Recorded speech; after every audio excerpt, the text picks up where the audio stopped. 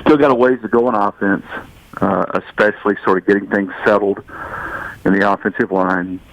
Not nearly, of course, this is not a revelation, but not nearly as dynamic and explosive a receiver. Got to continue to sort of develop some of those younger guys. They brought in really talented guys, but, you know, when you lose a Waddle and a Devontae Smith, and that's not to say they're bad at receiver, because they're not.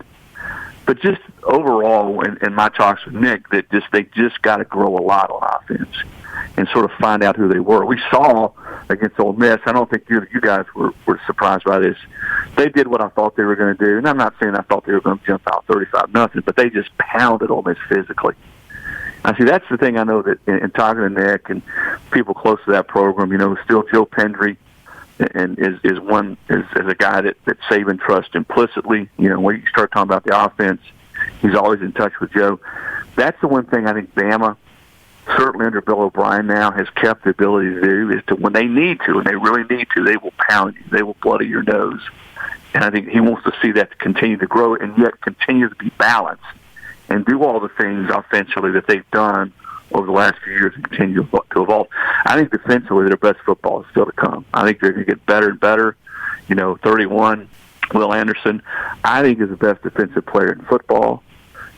You know, he was banged up, sort of gutted through that Florida game. You know, I think he's going to get healthier. But I think they will get better, and they're so good across the front that, you know, I know in talking to Coach Saban, he feels like they still got to play with a little bit more discipline. He's never going to be satisfied on defense. You guys know that. But you look at all the players they lost, and this is something he talked to me about, all the great players they lost off last year's team. And you can look around the NFL now, and most of those guys, a lot of them are starting, not just playing, but starting. And you look at where Alabama is now, even for Bama and the way they've recruited and the way they've developed players, I think it's pretty remarkable that they're playing at the level they're playing at right now, having lost that many elite players.